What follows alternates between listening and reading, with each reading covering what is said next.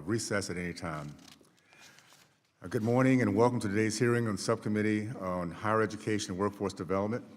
I want to thank our witnesses for joining us to shine light on how students and families navigate one of the most important and most confusing financial decisions they will ever face: choosing and paying for college. The process of determining the true cost of college is clouded in mystery. Colleges and universities routinely advertise prices that bear little resemblance to what families ultimately will pay. Too often, aid packages filled with unclear or deceptive figures. This is not how major financial decisions are made in other parts of our economy. When you buy a home, federal law requires clear disclosure, so you know exactly what you will owe. When you purchase a car, consumer protections guard against deceptive pricing. Yet when it comes to college degrees, an investment that can rival or exceed the cost of a home, students are left in the dark. The consequences of this lack of transparency are serious. Studies show that unexpected costs are the leading reasons for students dropping out. Families who believe they're making a sound investment are blindsided by hidden expenses. Many borrowers are left in the dark without a degree or credential. Taxpayers also suffer. When students borrow too much, they risk default, leaving taxpayers to foot the bill. We also know that institutional practices such as tuition discounting and aid displacement make systems even more opaque. Colleges use sophisticated algorithms to decide who gets a discount, often based not on merit or need, but how likely a student is to enroll. One student may pay tens of thousands more than his classmate with similar qualifications simply because of the way the student's FAFSA was processed.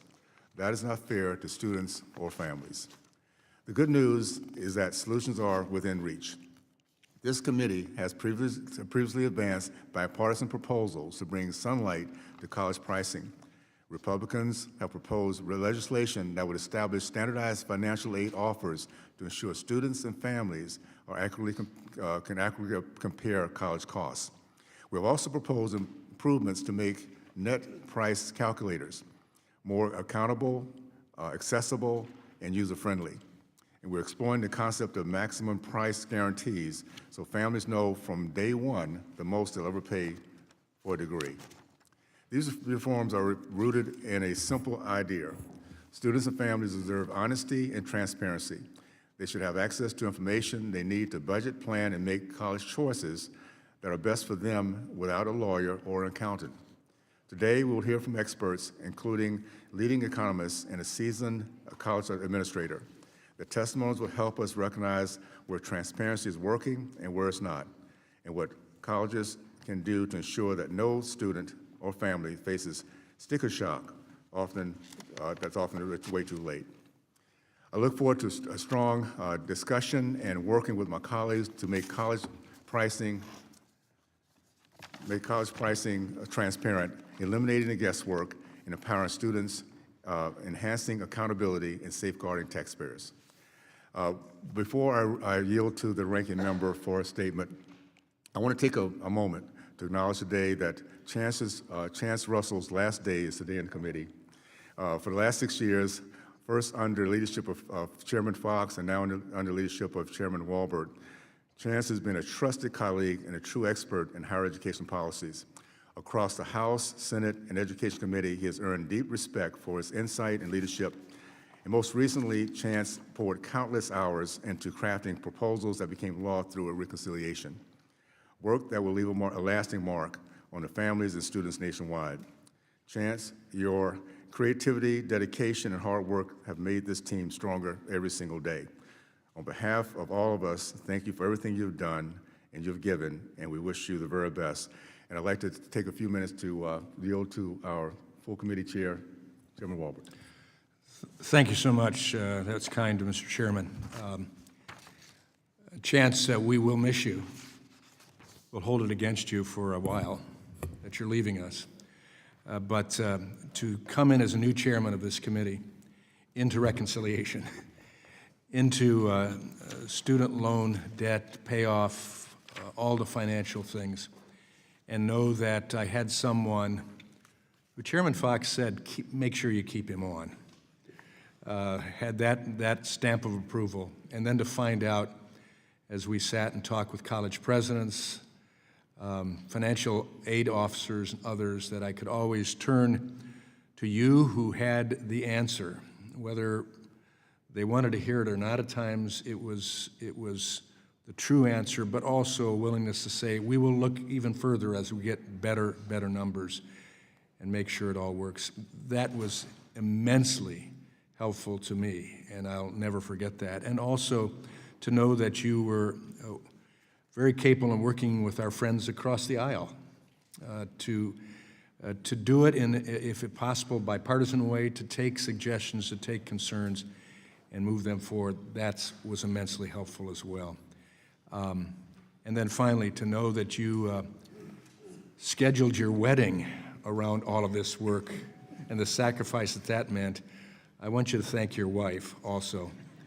I wish you both the best in the future, and we know that you'll be around where we will have a chance to work with you. But God bless you, Chance. Thank you. Mr. Chairman, would the gentleman yield? Absolutely. Yes. Yes. Thank you. I just wanted to add in a statement. When they said he works with the Democrats, we've had some very contentious issues in this committee. We sometimes agree, sometimes don't, but being able to communicate and work together has been extremely important. I understand that Chance is going to the Department of Education, so we'll have somebody there that we can work with and look forward to that relationship. So thank you very much, Chance, for your years of service. Okay, we're going to miss you, buddy, for sure. With that, I'd like to yield to the ranking member. Thank you, Mr. Chair, and I want to congratulate the gentleman and thank him for his work as well. Thank you to our witnesses today for being here. I want to first acknowledge the horrific events that occurred last week. Former Representative Gabby Giffords said it best: democratic societies will always have political disagreements, but we must never allow America to become a country that confronts those disagreements with violence. This summer, America has seen multiple political motivated attacks because dangerous people turn to guns to express their disagreements. Both parties have been targeted, and both parties share a moral and patriotic duty to take meaningful action. Now, onto the topic at hand. Attending a reputable college or university remains one of the most critical pathways to economic success and financial freedom that people have access to. The cost of higher education is getting higher and higher every year, to the point where getting a degree has become financially unattainable for many Americans. Our higher education system must be an engine of economic mobility for all students, not an instrument for preserving the elite status of wealthy families. As the cost of college continues to rise, students and families also struggle to understand the true cost of attendance and how they can expect to spend out of pocket on higher education. Too often, families are left to navigate a complex and confusing system of fees and tuition rates and financial aid options without clear guidance. And this can lead to sticker shock as families grapple with the total cost of a college education. I spent 40 years on a college campus, and I understand what students and families go through.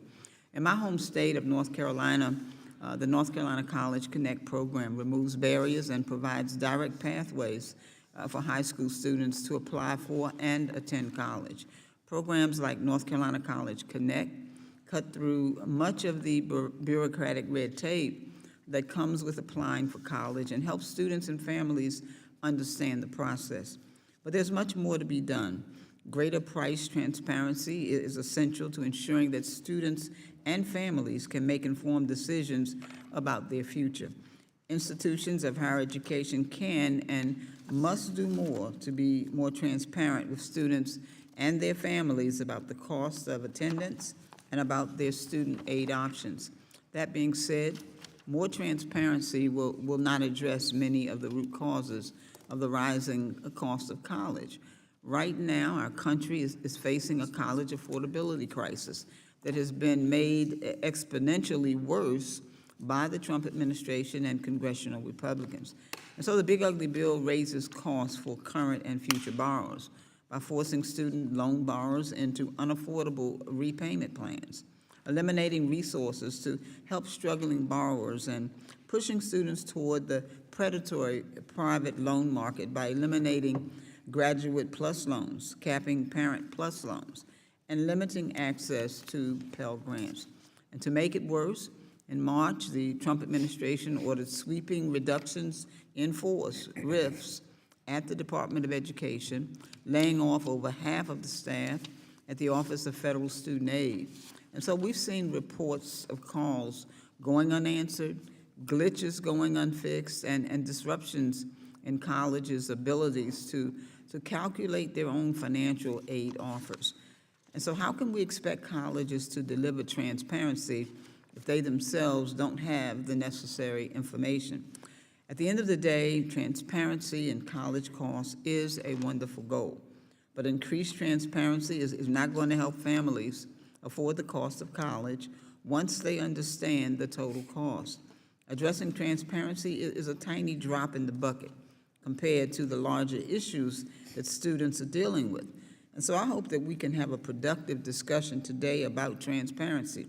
But we must also keep in mind that the way to achieve affordable education isn't just by making the net price easier to find on the school website. Democrats are committed to ensuring that students have access to safe and affordable higher education that works for everyone, not just the privileged few. Mr. Chairman, I look forward to our discussion today. I thank you, and I yield back the balance of my time. Thank you. Pursuant to Committee Rule 8C, all members who wish to insert written statements into the record may do so by submitting them to committee clerk electronically in Microsoft Word format by 5 p.m., 14 days after this hearing. And without objection, the hearing records will remain open for 14 days to allow such statements and such material noted during the hearing to be submitted for the official hearing record. I know that some of our colleagues who are not permanent members of the subcommittee may be joining us for this hearing today. I'd now like to turn to the introduction of our 4 distinguished witnesses. First witness is Dr. Andrew Gillen, a research fellow at the Cato Institute here in Washington, D.C. Second witness is Mr. Lee S. Wishing III, the Vice President of Student Recruitment and Chief Marketing Officer for Grove City College in Grove City, Pennsylvania. Third witness is Amy Tatulin. Okay, thank you, Amy. Senior Director of Higher Education for New America in Washington, D.C. Thank you, Amy. And Justin Drager, the Senior Vice President for Affordability at the Stratton Education Foundation in Washington, D.C. We thank the witnesses for being here today, and we look forward to your testimony. Pursuant to committee rules, I would ask each of you to limit your oral presentation to a 3-minute summary of your written statement. As committee members have many questions for you, the clock will count down from 3 minutes. However, pursuant to Committee Rule 8D, committee practice, we will not cut off your testimony until you reach the 5-minute mark. I would also like to remind the witnesses to be aware of your responsibilities to provide accurate information to the subcommittee.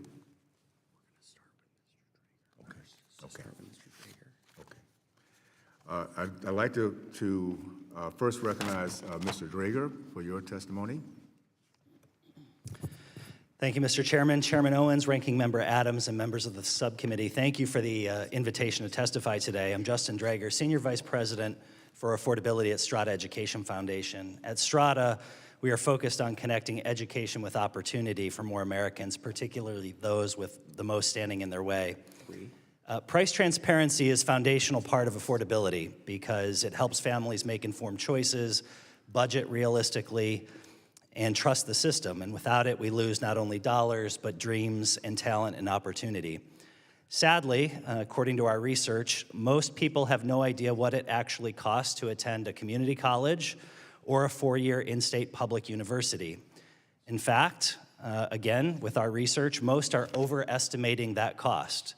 And at the same time, most Americans, nearly 4 out of 5, believe college is unaffordable. And here's the kicker, the net price, and this is the price that families actually pay, has been flat or even declining in inflation-adjusted dollars for several years. But nobody would believe it because all they see are rising sticker prices, scary headlines, confusing jargon, and enrollment tactics that too often leave them in a fog of confusion. And that confusion has real consequences. First, cost perceptions and cost realities are the #1 reason people don't attend post-secondary education or they drop out. And two, price confusion and enrollment tactics erode public trust in post-secondary ed. Solving this problem will require more than messaging. If all we do is tell families that college is affordable, they won't believe us unless we also change the practices and the system that is undermining that trust. So what do families say they actually want? Well, according to our research, and across every group that we've interviewed in the last year, this includes high school students, college students, adult learners, and parents, 3 things rose to the top. They want one clear all-in number as early as possible, no surprise fees. 2, they want guarantees within reason that their price won't change while they're enrolled. And 3, they want one clear sense of return on their investment. They want to know whether the degree or credential that they're receiving will pay off in the end. And they want minimal amounts of loan debt. Colleges, for their part, they want the same thing, but they feel stuck in models that have been embedded in enrollment management for decades. Rising sticker prices to signal quality or balance ledgers or fill classrooms, and discounts to then recruit students. And some of that may make sense on paper, but it erodes public trust in the system. We can fix this if we prioritize clear numbers early, standardize plain language all in pricing, and fix incentives focused on simplification at every level of enrollment and financial aid. Students and families are not asking for miracles. They're asking all of us to work together at the federal, state, and institutional level, focused on honesty, predictability, and clarity, not complexity. Thank you for this opportunity, and I look forward to today's conversation. Thank you. I'd now like to recognize Mr. Wishing for your testimony.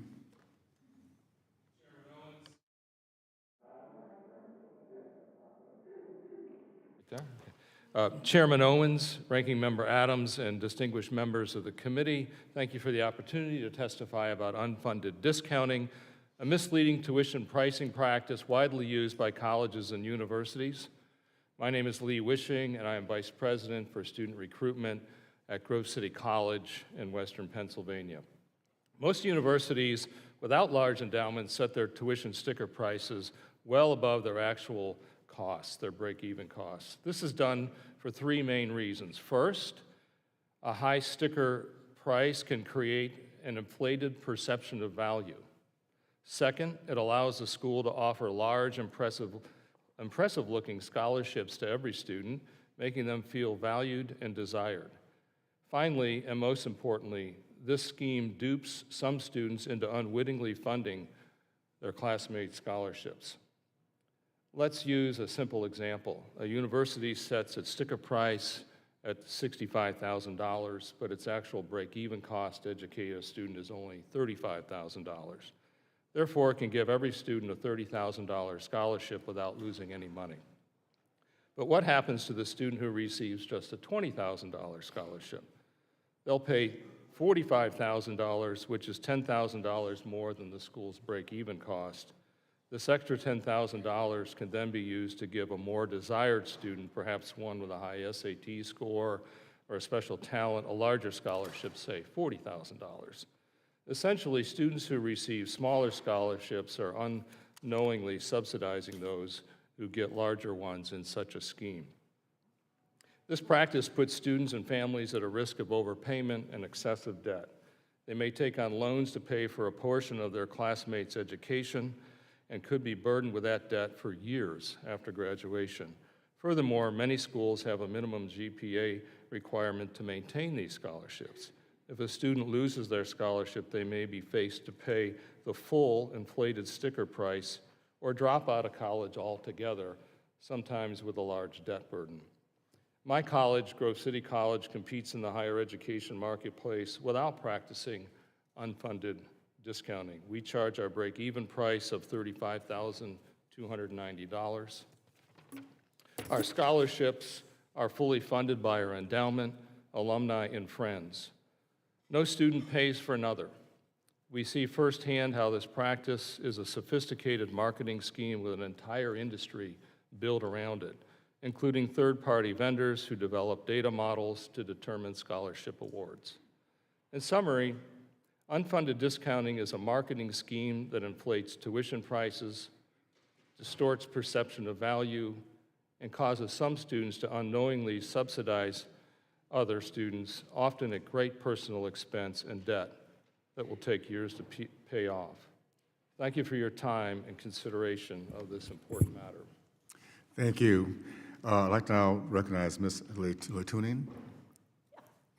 Please. Later. Okay, thank you. Oh, okay, thank you. Yes, thank you. Good morning, Chairman Owens, Ranking Member Adams, and distinguished members of the committee. My name is Amy Leighton, and I'm the director of the Higher Education Program, which is at New America, which is a nonpartisan think tank. Bring my mic here. All right, how's this? Wonderful. Thank you for inviting me today to discuss what's at stake in ensuring that millions of students and their families have the information and support they need when making one of the most consequential, expensive, and as Mr. Owens said, confusing decisions of their lives, whether and where to go to college. And the first thing that families need to make that decision is pretty simple: clear, comparable, honest information about what college will really cost. But right now, too many colleges are hiding the ball. Our research found that a third of financial aid offers, which are supposed to show students what college will cost and how to pay for it, didn't include cost information. And colleges used 136 different terms for the exact same federal loan. And 24 of them didn't even use the word loan. When buying a car or a home, consumers get standardized disclosures. Students and families deserve the same for college, which is why Congress should support and pass the bipartisan bicameral Understanding the True Cost of College Act. But price transparency alone isn't enough. Even when students know the college's price, too many still can't afford it. Rising costs have pushed too many to take on unmanageable debt, leave college, or never go in the first place.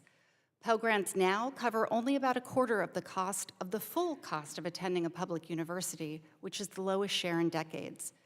And some colleges are making it worse, as we heard before. More and more, they're using their institutional aid not to support low-income students, but to attract wealthier, high-scoring students who will boost their rankings and their revenue.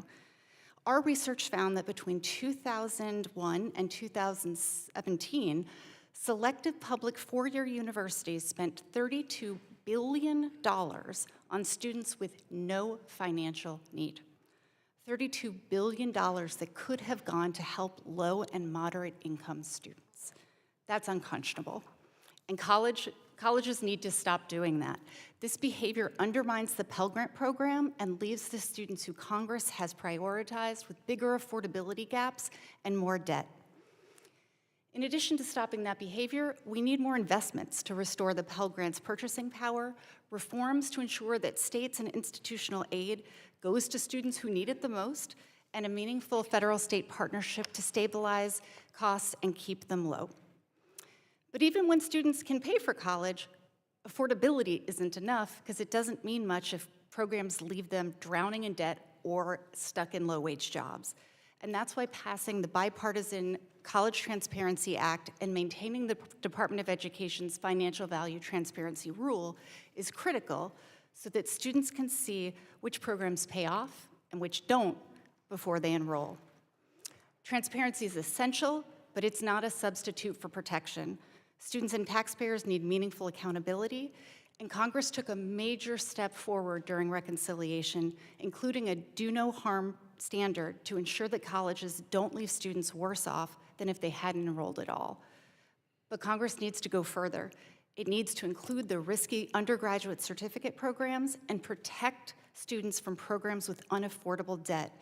And it needs to support the department as it implements and enforces both these new protections and existing protections like the gainful employment rule.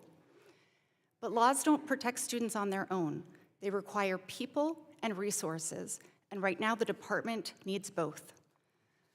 The federal government spends over $130 billion a year in student aid. Students and taxpayers deserve a system that makes college costs clear, keeps education affordable, and holds institutions accountable for value. Thank you for including me in this really important conversation, and I look forward to your questions. Thank you so much. Appreciate that. My last witness, Dr. Gilliam.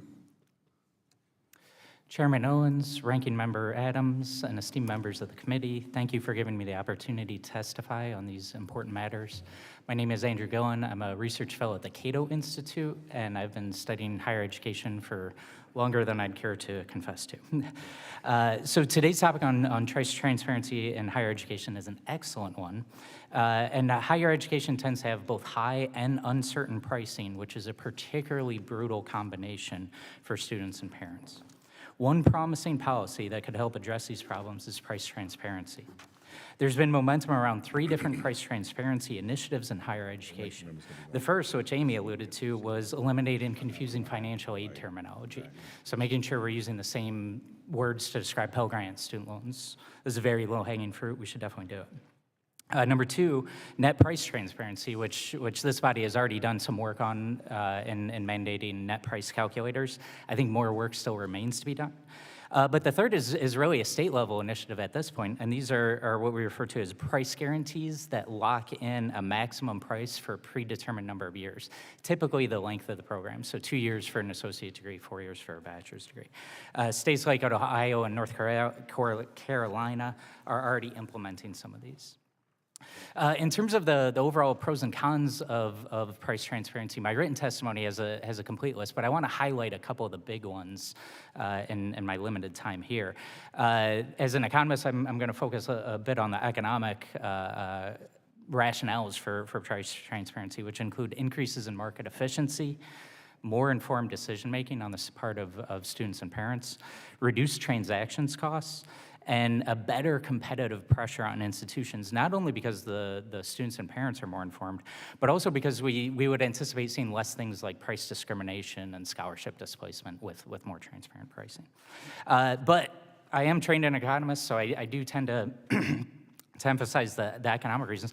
But I actually think the strongest argument for price transparency is the moral one, which is eliminating surprise bills. It really shocks the conscience when this happens in the healthcare setting, and we need to make sure it's not happening in the higher education setting as well. So what can we learn about transparency from other industries? My written testimony has some good information on both healthcare and the cement industry. Oddly enough. And so I'd encourage you to take a look at that if you're interested. In terms of the overall recommendations, my main conclusion is that the benefits of transparency almost certainly outweigh the costs of implementing it, and we should pass new legislation to do that. That legislation should standardize financial aid terminology, supplement the existing net price calculators with a universal one that facilitates comparisons across colleges, require a price guarantee for the typical length of the program, make compliance with these price transparencies a condition of Title IV participation, and then forbid things like price controls that could muddy the waters. I would also advocate maybe considering making this an add-on for states that don't already implement their own.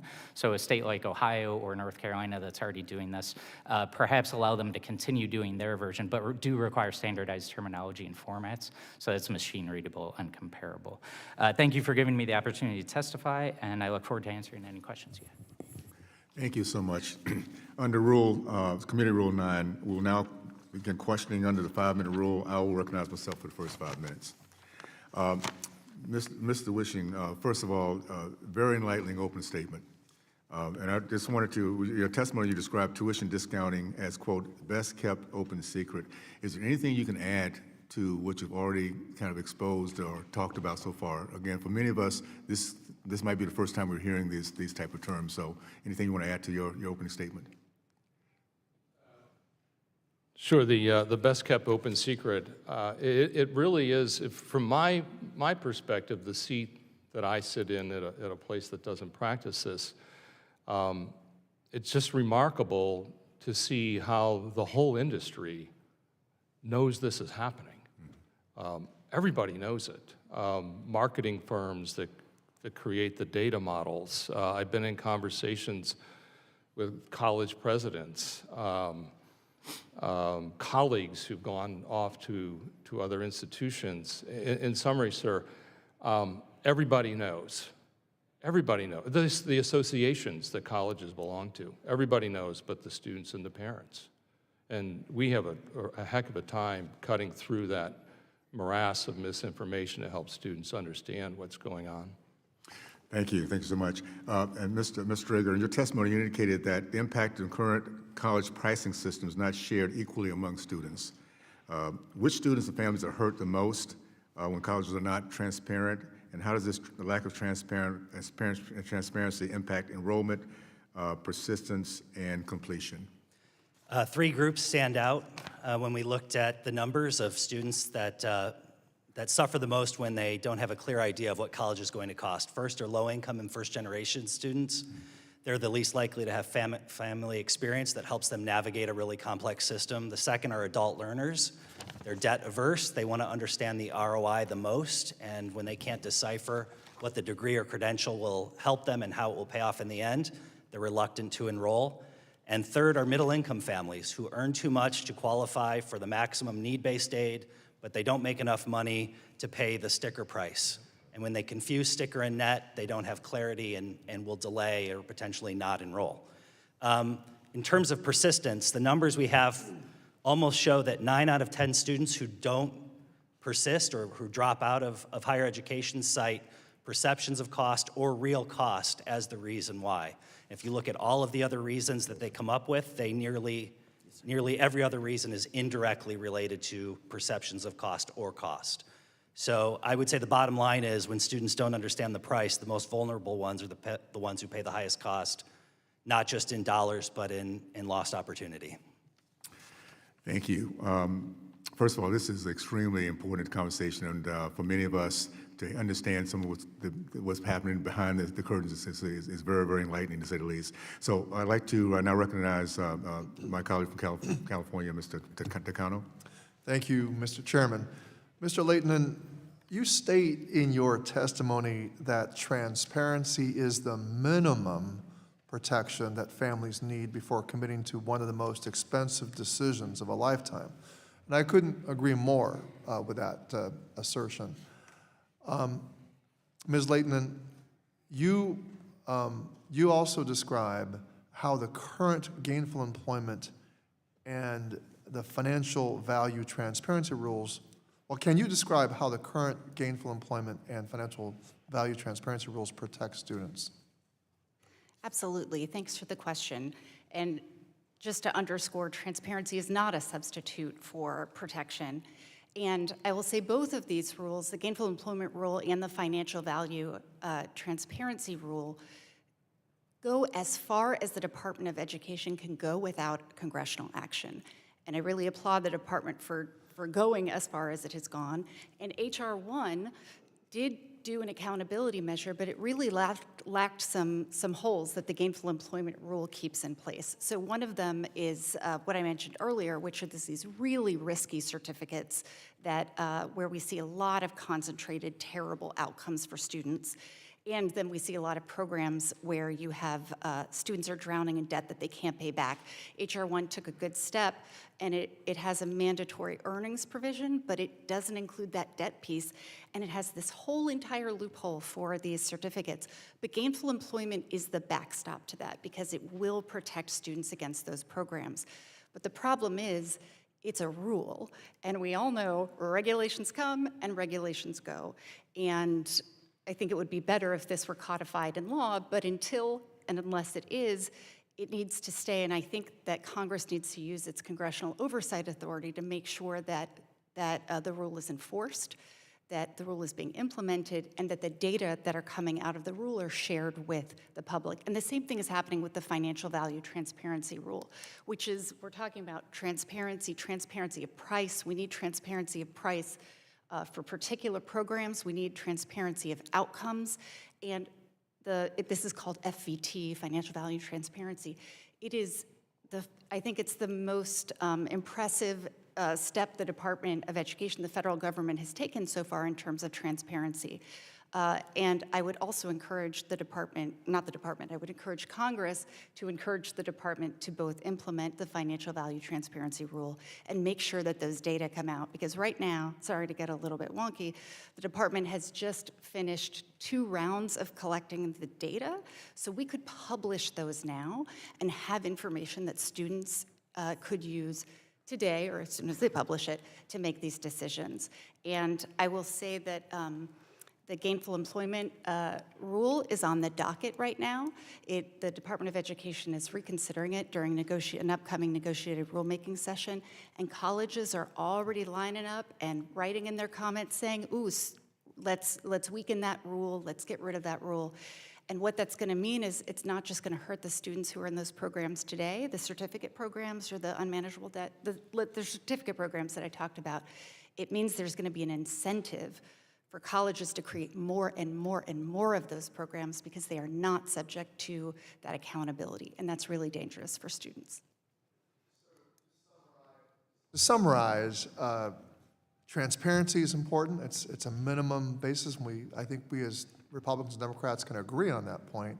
But I think we don't necessarily see eye to eye on the gainful, the equal, or if not more importance, placed on gainful employment and the financial value transparency rules. So I think I would hope that the 2 sides can come together and see how all these can work together to protect both the taxpayer and the student. Now, I agree with my colleagues that transparency in college pricing is a serious issue, but there are a number of factors that make the cost of college rise. The Republican reconciliation package massively cut foundational federal health care and nutrition programs and have strapped states for resources as they scramble to cover those costs. They've pushed these costs onto the states. How will the reduction in Medicaid and SNAP impact the cost of public education and the funding for state financial aid?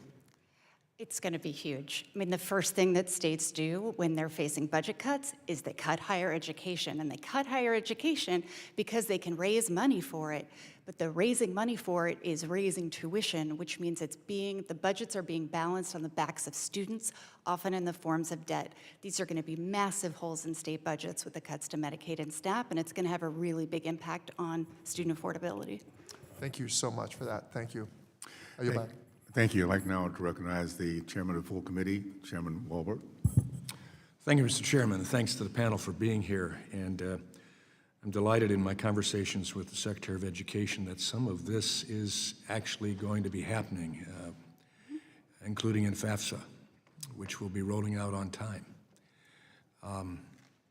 So thank you for being here. Mr. Wishing, your school, like Hillsdale College in my district, has made a concerted effort and a decision to underwrite its own college costs and not take federal funding. And so it's interesting to have you here speaking about this issue and talking about the transparency that you show to your incoming students. In your testimony, you mentioned that, and I quote, and it's a shocking quote, the very first transaction a student has with most Christian colleges is based on deception, end quote. Could you elaborate on this point, including whether this deception is exclusive to private faith-based institutions or applicable more broadly to public and other types of institutions? Thank you for the question, sir. In some ways, I feel like apologizing for using the word a deception because it is a very strong word. But we like transparency. Yeah, I can't think of a better word. It is deceptive. Students, it's deceptive in that, like, so Grove City, Hillsdale, we compete for pretty high achieving students. And these students are the big winners in this game at the expense of maybe the lower achieving students. The high achieving students think that they're getting a huge, wonderful scholarship. What I've seen A $30,000 scholarship, an institution will have maybe 10% money in that. So it's greatly the actual value is greatly overstated. So it's creating this perception, grandiose perception that the student is greatly desired.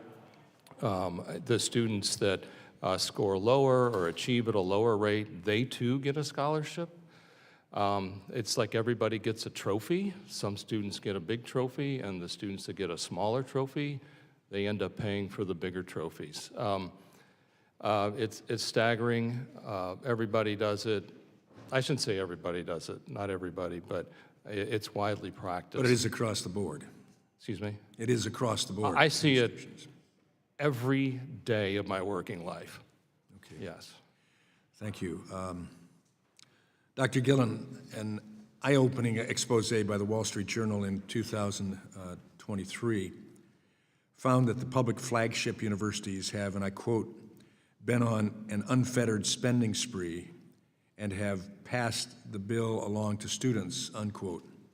Oftentimes, public institutions are one of the loudest voices against post-secondary education reform, arguing that state funding fluctuations make transparency with students impossible while ignoring their institutional spending habits.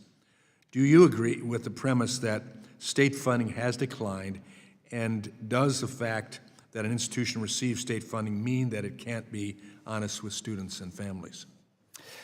So I do disagree with the premise that state funding has been on a long downward trajectory. This is often called state disinvestment. A couple months ago, we actually put out a report that documented the last 4.5 decades of state funding for higher education. And when you look at the trend line, it's actually up. So states have been increasing funding over time by about $56 per student per year. Now, during recessions, that there is a downward trend, but then it quickly increases later. So I actually counted it up last night. We've now had 12 years of higher state funding than the year before in a row for 12 years now. And that kind of realization has not soaked through to the conventional wisdom yet. Thank you. Quickly, my final seconds here. Mr. Drager, you indicate the schools set high sticker price to signal high quality and prestige. In Strata's research, how do students and families react when they learn these scholarships are nothing more than a marketing ploy? Initially, they react with delight that they're receiving a scholarship.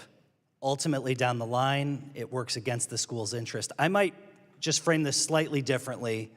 I don't think schools are engaging in deceptive practices. I think they're engaging in practices that ultimately students and families come to see as deceptive. And I think there is an important distinction. Ultimately, I think there are many schools that would like off-ramps to these practices. Collectively, I think we can get there. Thank you. I yield my time. Thank you. I'd like now to recognize my colleague from New Jersey, Mr. Nokoroff. Thank you, Chairman, very much for yielding and especially for holding this hearing. And to Chairman Wahlberg, this is an incredibly important question to virtually every family in the United States. The first question is, what do you want to do when you grow up?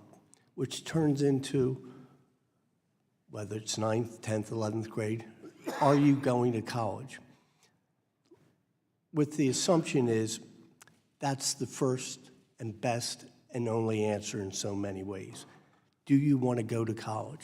Well, the fact of the matter is, for every parent having that discussion with their child is, do you want to go to college? Do you want to serve your nation and go into the military?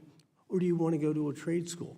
Because at the end of the day, whether it's college, military, it's what is your career? What is going to be your job?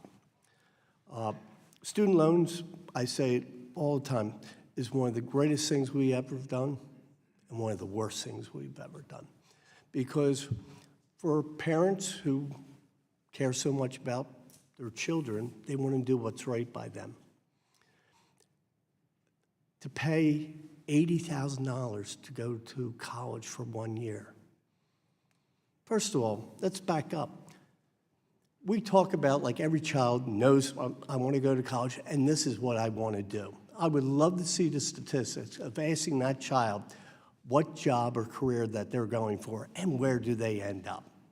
If we hit 50-50, I would be surprised. And this is, the reason I'm bringing this up is having that discussion with the parents and the child of what the true costs are is incredibly important. Nobody's mentioned community college. Is this what I want to do?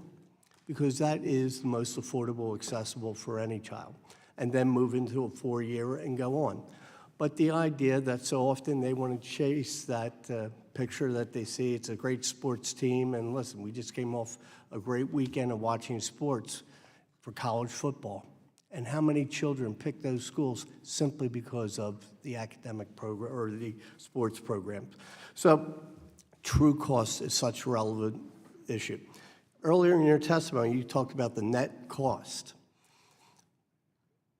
When you just talked about the funding for higher education, you said it went up. Of course it does. Everybody raises it. But what is the true cost against the inflation? That would absolutely change it. So A, having the right information, calling it the right thing, that terminology is so important. We can do this, and I am very much focused on that. The terminology and the basic costs for college. You talked about repeatedly.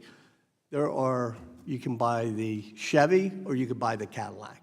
And we need to address those issues to go through the school. And the idea of saying there should be a cost guarantee, if it's 2-year college, your cost there.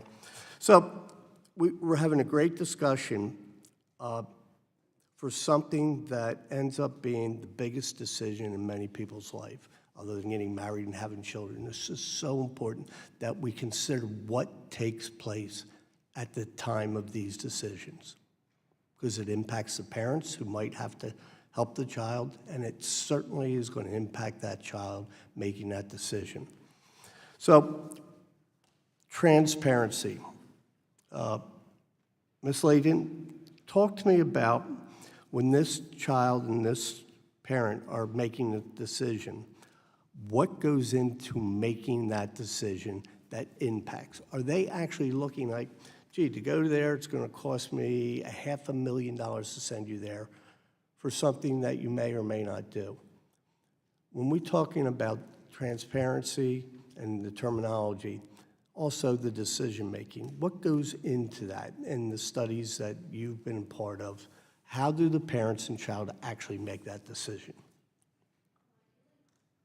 Ideally, they should be making that decision with really good information and really good, complete, and honest data. And right now, they're not. And just to be a little bit crude about it, it's garbage in, garbage out in terms of if you have really misleading information that is on these financial aid offers. In our research, we have found, in addition to some of the issues that I mentioned at the top, there are colleges that will list loans, like Parent Plus loans, and put them as if they are gifts, as if they are awards that they do not have to pay back. One of my favorite and horrible examples is there's a college, there was a letter that at the very bottom of it, it had all of the grants and loans and things, and at the very bottom of it, it said, your out-of-pocket cost is $0, which is amazing. That's great. I don't have to pay anything to go to college. But in that letter, Parent Plus loans of $27,000 were listed. Student loans were listed, but they were like P+. Who knows what P+ is? Do you know what P? You know what P+ is. Everybody in this committee knows what P+ is, but most people don't know what that is. And that's because the information is, I will disagree with my colleague Justin here a little bit about whether or not it's intentionally deceptive. I think for some colleges it's not, and I think for some colleges it is, because this tool is both helping students try to understand the cost of college, but it's a marketing tool for schools to recruit students. I yield back. Thank you, Chairman. Thank you. Thank you so much. Now I'd like to recognize my colleague from North Carolina, Mr. Harris. Thank you, Mr. Chairman, and thank you to all on the panel. This is an extremely eye-opening hearing, and I'm very grateful for all of your expertise and what you're sharing. Mr. Wishing, I'm concerned that federal policies over the past several decades have really helped to drive up college costs, and I think you can tell by the questioning that in your testimony, many were captivated as you discussed the concept of unfunded discounting, where college offers scholarships to a student based on an artificially high fake price. And the scholarship makes it seem like the student's getting a huge discount, but really it's a discount off a number much higher than it needed to be. So how does the federal loan system perpetuate the idea of unfunded discounting? Well, I may not be the best person to answer that because we don't take federal loans, but from my competitive perspective, what I see is, you know, money is fungible. So if you think about a school that may get, let's even like Pell Grants, sir. If a school gets $5 million a year worth of Pell Grants, that's worth $100 million in an endowment coming out of Washington, D.C. So that's, like, we have to compete against that. So Grove City would have to have $100 million of its endowment just to compete with the Pell Grant stream. So anyway, it puts a lot of money into the system that can kind of slosh around, be used to award for this, award for that, but it kind of, it gives a base of funding to schools. If that were taken away, boom, you know, I think you'd see a lot more pencil sharpening at schools. I think they'd offer a better value. I hope that's a good answer, but again, we don't participate in any of that, so I may not be the best person to answer. Well, but I think you offer a great perspective from the outside looking in at how that system could perpetuate the whole idea. In fact, I'll follow up that with a question as well for you. What type of student benefits from the unfunded discounting system, and what type of student is taken advantage of in that? Well, as I said earlier, I think the student that benefits is the high-achieving student. That student unwittingly is, in the unfunded discounting scheme, is getting a scholarship being funded most likely by a classmate, maybe his or her roommate. And the loser in this is the roommate that may be a B student, and she doesn't know that she's paying for her maybe $10,000 a year, $15,000 a year for her roommate's scholarship. She may be borrowing that money, racking up $40, $50, or $1,000 or more in debt and graduating with that, and then having to spend the next 10, 15, 20 years paying off her roommate's scholarship that she unwittingly paid for. And sadly, you know, the big winners in all of this, not just the high-achieving student, but the institution. Students are funding institutional scholarship programs. They're the big winners. Well, in the Working Families Tax Cut bill that was just signed into law by President Trump, Republicans set limits on the amount that students can borrow. How would you think loan limits play a role in reducing college costs? Well, I do think that would help. I think it would, the way that it would help, it would force the consumer to think more about the value of what the parents are paying for, the students are paying for. I think it would force more thinking about the value of what they're doing. Okay. I will ask you something else in your testimony, Mr. Wishing. You noted the challenging the industry is difficult when it comes to reforms that would benefit students and families. And you also indicate that the interest groups representing colleges and universities play a significant role in perpetuating the current dysfunctional pricing system. I'd really love for you just to take a moment in the last 20 seconds to discuss these challenges, including the opposition you face from the industry when pushing reforms that would improve transparency in college shopping.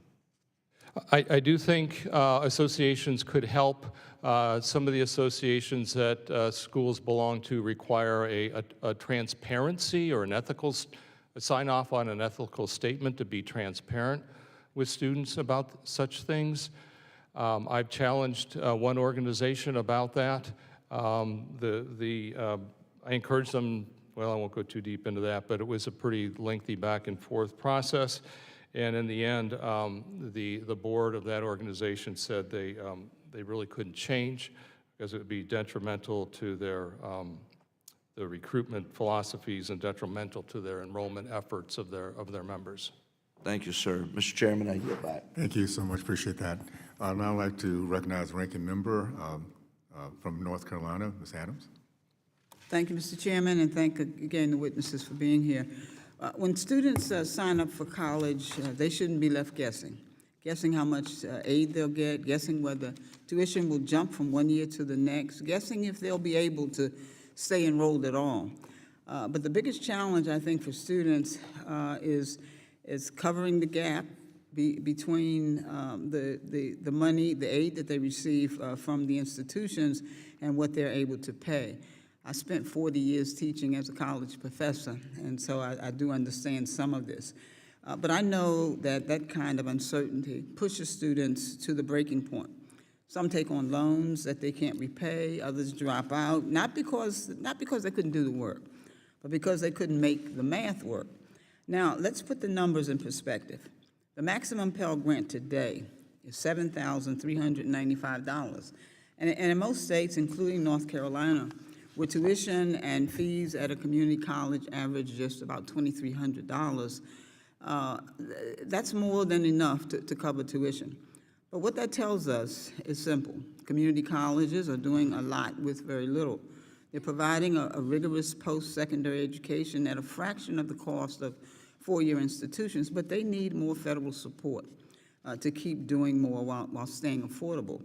And yet, despite these low tuition costs, about 12% of community college students nationwide are still taking out student loans. And that tells us affordability isn't just about tuition. It's about housing. It's about food and transportation. It's about childcare and the full cost of attendance.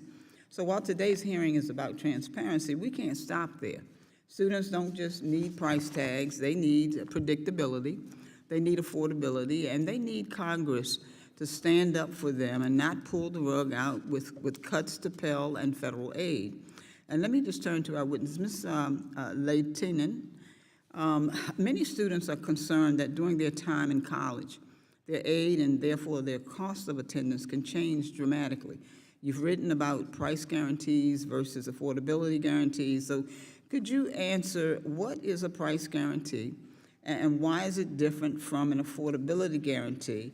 And what considerations should Congress keep in mind if we explore an affordability guarantee? Thank you so much for the question. So I think price guarantees are trying to get at this question that you talked about, which is predictability. Higher ed is a super weird product, and that you buy it multiple times. It's not like you just buy it once and you're paying, you sort of put it on layaway and you're paying the same price over time. The costs can dramatically change from year to year. And we need to stop that. We need to make sure that those prices are predictable. And I think that's what the price guarantee is trying to do. And so I understand that. I think it's absolutely worth exploring. I think there is some caution in what we have seen in certain states so far, which is in some cases, states have frozen the tuition for a certain group of students only to really raise tuition for the other students, or including out-of-state students. And it's not just raising tuition for them, it's recruiting more of them so the schools can get more money. So we have to make sure as we're designing a program like that, that we're not shifting costs onto students. Okay.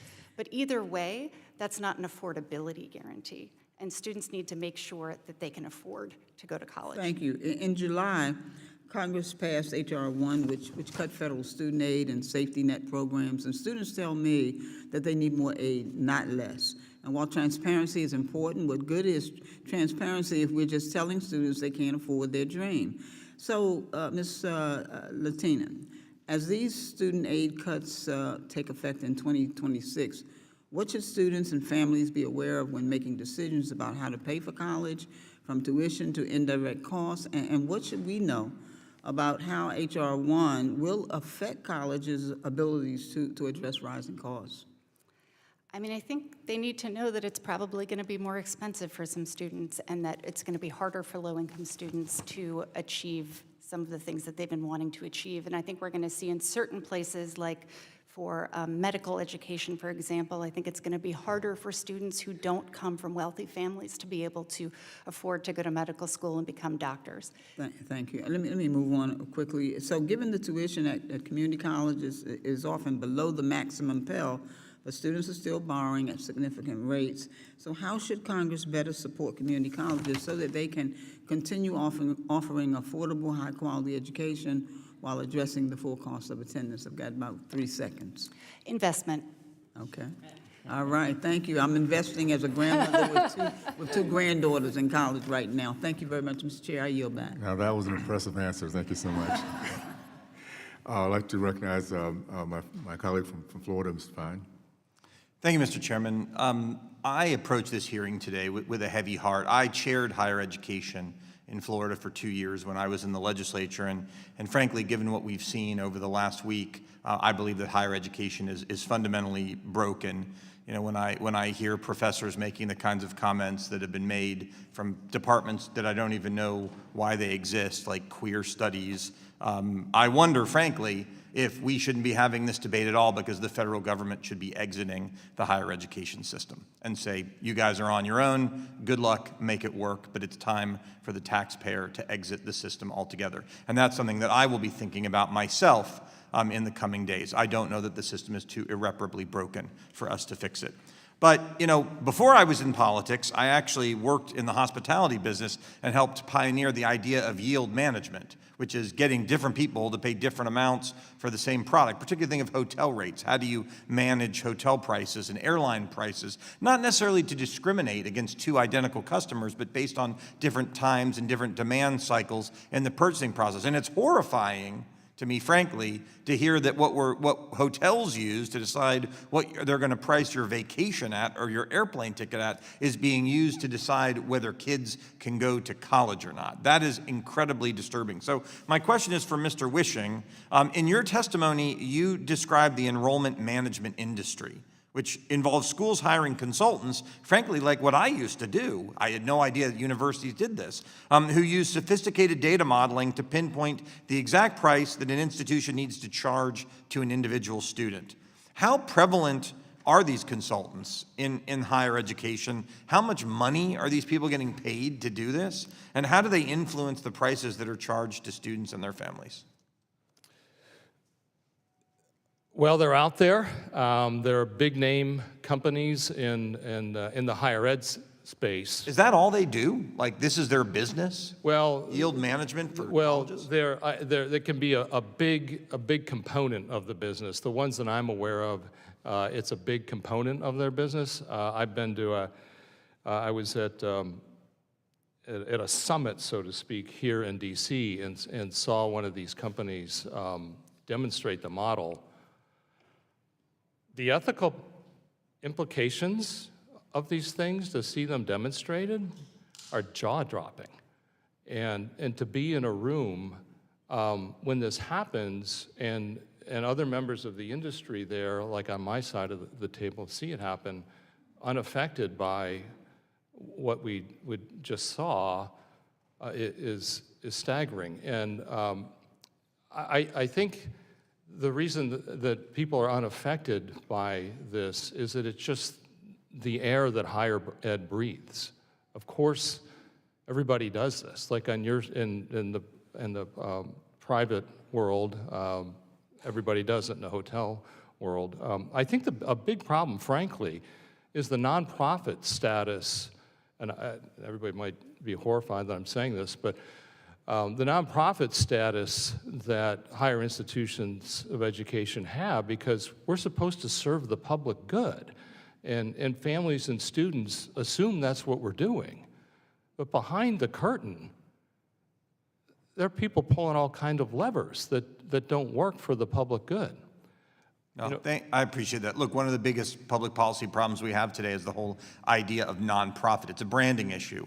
People hear something as nonprofit, they assume like struggling people that are, starving to death, that are working for the nobility of the enterprise, because it's a nonprofit enterprise. All a nonprofit institution means is that there are no profits distributed to shareholders. They get distributed in the form of salaries. And look at what some of these people actually get paid. Do any of you have any examples of these firms and what they charge, like specific, just for the benefit of the committee? You need to name names, but you're aware of a university charging group X. I'll let anybody answer. I'm sort of horrified that this business even exists. Oddly enough, a couple years ago, I was on a plane with a university president, and she was talking about their enrollment management company, and they were talking about saving $300,000. Not, so that wasn't like the total cost, that was just the. That's what they cut off their contract. Yeah, so if they switched to a different group, they would be So- paying $300,000. so I'd close with They were this. paying much higher than that. I got 10 seconds left. Imagine how competitive some of our college institutions are right now. Imagine if they get into the world where they're basically auctioning off slots to those who can pay the highest price. That is where this ends up, and that's not a good thing for anybody. And with that, I yield back. Thank you. I'd like to now recognize my colleague from Oregon, Ms. Bonamici.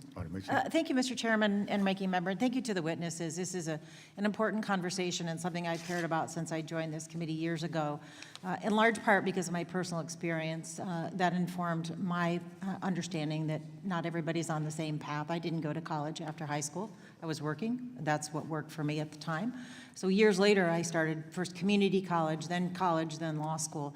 And I did that all on my own with a combination of grants, loans, work study. Now, higher education was a lot less expensive at the time, but had I not had that support, I didn't have a dorm or a meal plan, housing costs, those all factored into the decision. And then also as a parent of two children who are highly educated, I went through the process as a parent and saw the frenzy of the college admissions cycle and how that it became commercialized and how the very misleading rankings oftentimes put into students' minds that they have to go to one of these big name colleges to be successful, not understanding that there are plenty of other colleges that either might be less affordable, and then also not getting accurate information about some of the schools and their need-blind admissions policies. So there's a lot of misinformation out there that I think distorts the college admissions process in general. But it has been a priority of mine to open the doors of opportunity for anyone who chooses college. So I want to start with you, Ms. Layton. And in your testimony, you talked about the urgency of a federal data system. So we have those complete information about outcomes across colleges. I want to insert that I have said for years on this committee and in education discussions that I think it's wrong to gauge students and graduates based on their income. If someone graduates and goes into public service or starts a nonprofit or is an entrepreneur, they might not have a high salary. That doesn't mean they didn't get a good education. But tell me a little bit about what the Bipartisan College Transparency Act would do. Why is it important legislation for students and prospective students? Well, thank you for the question, and thank you for being a sponsor of that legislation. And we got it through the House in 2022. Right, we did. And I hope we can get the ball over the finish line. Very bipartisan. Soon, because right now there's a lot of questions about, is college worth it, right? I mean, that's a lot of what we're talking about. There is both like, can you pay for it? Can you afford it? And then what are you going to get out of it? And right now, students and families are making a lot of these decisions without being able to answer that question. And we know that on average, college is absolutely worth it. But students don't go to average colleges. They go to particular colleges and particular programs, and they pay particular prices. But right now, they're really in the dark when they're trying to figure out, how's a student like me going to succeed or not succeed in a school like this or a program like this? And the College Transparency Act would really fill in some important gaps in our information systems so that we can tell students, not just those who get federal financial aid, but those who get GI Bill benefits, those who get tax credits, those who want to see themselves in the transparency tools that the Department of Education uses, including the college scorecard, which I don't remember if we've talked about it, but it's certainly in the written testimony. It's pretty important to have that standardized information. But also, Ms. Layton, the National Center for Education Statistics, NCES, they play a pretty essential role in getting data about college outcomes collected, analyzed, disseminated. So what's at stake with that data if the Trump administration continues to defund NCES and other education research like the IES, Institute of Education Sciences? I mean, there's a really big disconnect between the conversation we're having today about the need for transparency, the need to make sure that things are standardized, the need to have better information that is presented honestly to students. And the Department of Education has been decimated, and particularly the Institute for Education Sciences and National Center for Education Statistics. We're talking about the college scorecard. Who does the college scorecard? Exactly. People at NCES, and they're Exactly. gone. Well, and you mentioned the cuts to staff across the department.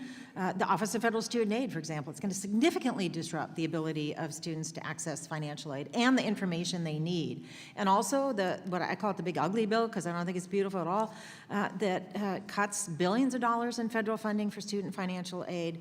And as many of you mentioned, the transparency alone is not enough to solve the problem.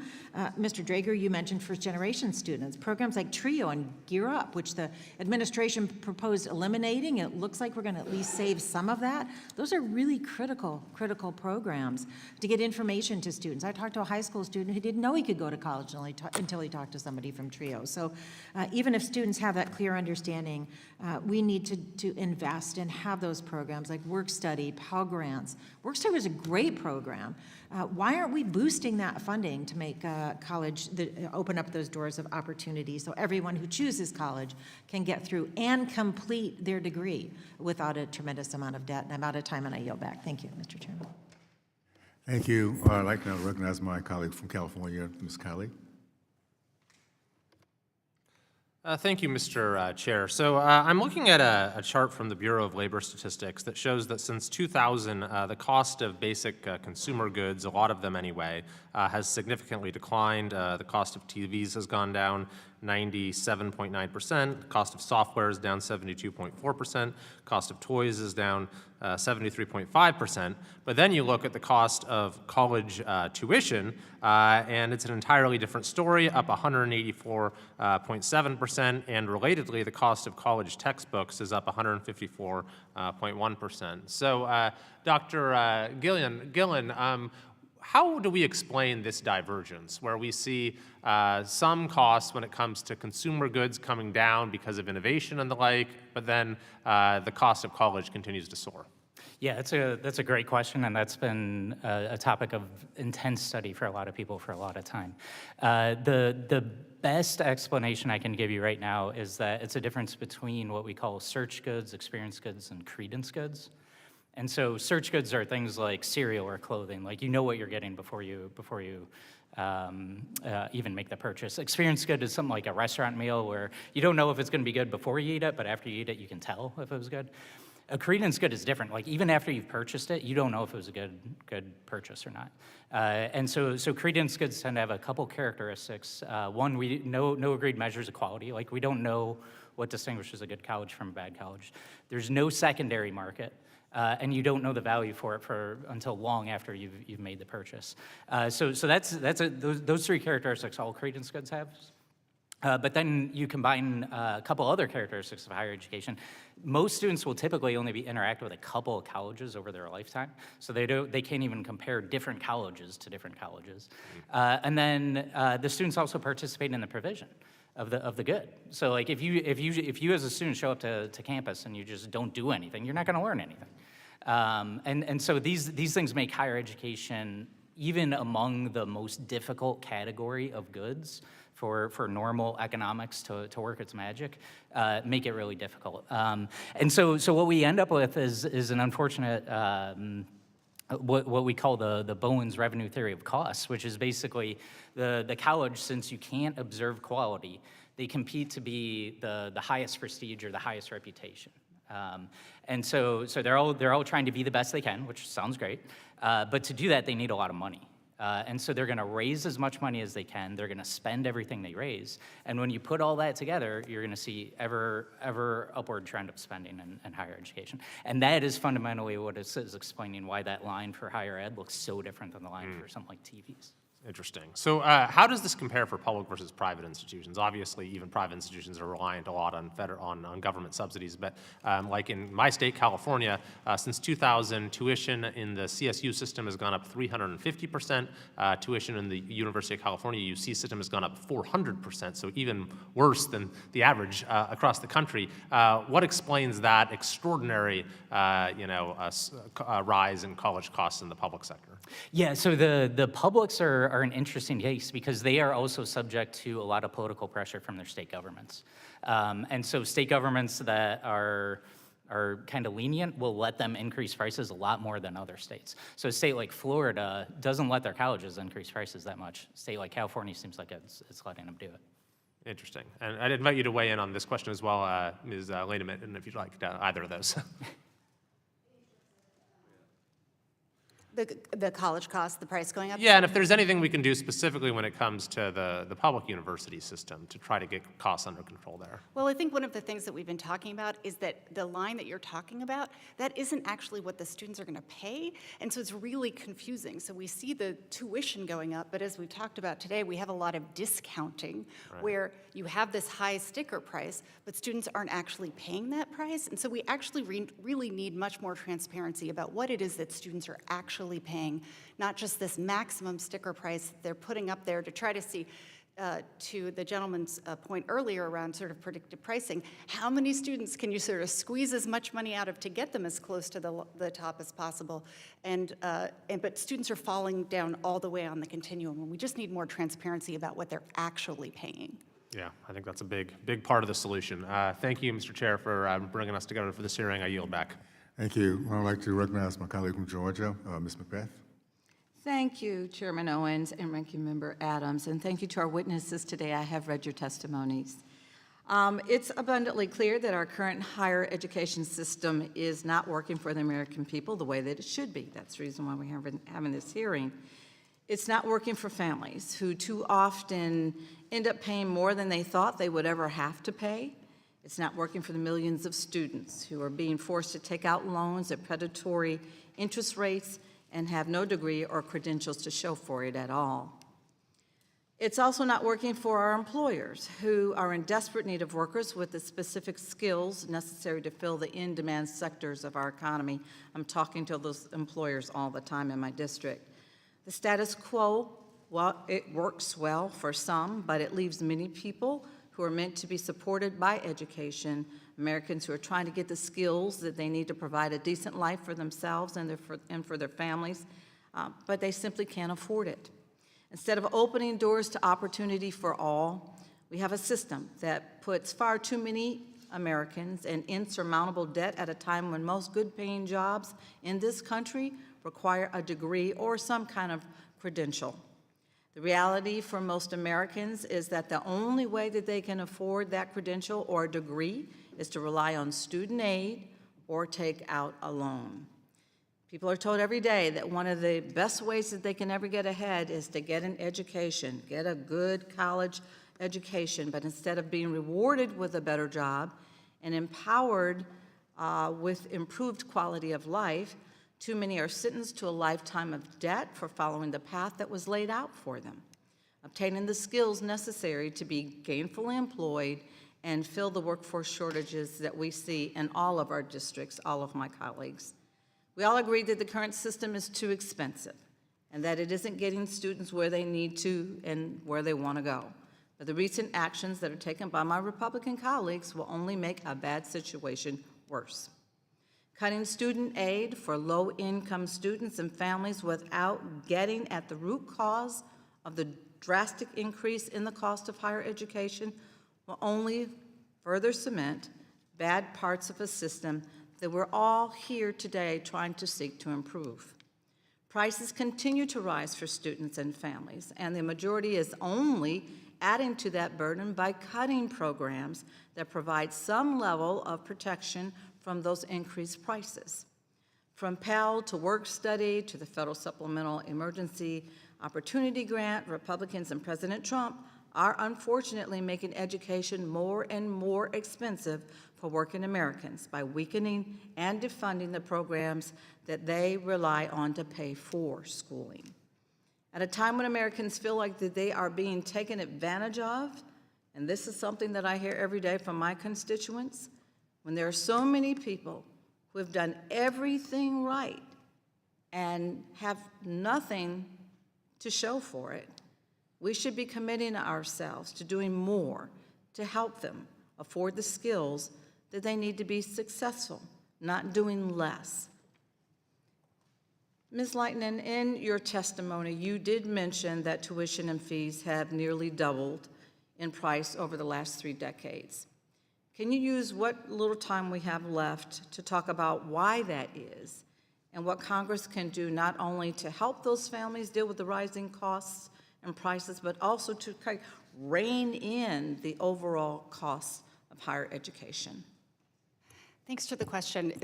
It's a complicated one, and it really depends on which sector of education you're talking about. So if we're talking about public education, for example, state budgets are a really important part Let's of talk about public education. So let's talk about public education. I'm a community college graduate. We don't see as much investment by the states in some of the colleges as we should, but also I think the federal government has played a role in letting states off the hook, because states, as I mentioned earlier, when they are facing budget cuts, they decide, ooh, you know what? Instead of cutting K-12 education, let's cut higher ed education because they can increase tuition for students. And then what pays for that increased tuition? Federal student loans in the form of debt. So we have, the states backing out and sort of shoveling out money, and the feds are sort of shoveling the money in, but they're not, those aren't actually real investments in terms of debt. Those are still things that people have to pay back. We need to make sure that whatever federal investments are being made are not then being used by states to sort of back out. We need to have a federal-state partnership that helps to stabilize those costs and to make sure that both students have what they need in terms of aid for tuition and for living costs, but also that schools have what they need to help get students to and through college so that they're succeeding. Well, thank you for that. So what it sounds like you're saying is a stronger collaboration, really to help undergird our students. I've spent a lot of time during our recess going to all of the Georgia institutions, talking with the presidents there, and I've heard pretty much the same thing. And so thank you for your testimonies, thank you for your witness, and I yield.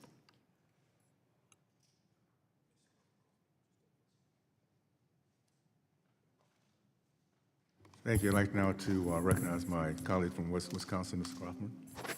Thank you. I don't know whether you've covered this already, but I'll let each one of you just kind of rattle off. What percentage of kids going to a four-year college should we have as opposed to the number who are going there now? And we'll start with Mr. Drager and just work our way across. I don't mean to skirt the issue, but as many as want to.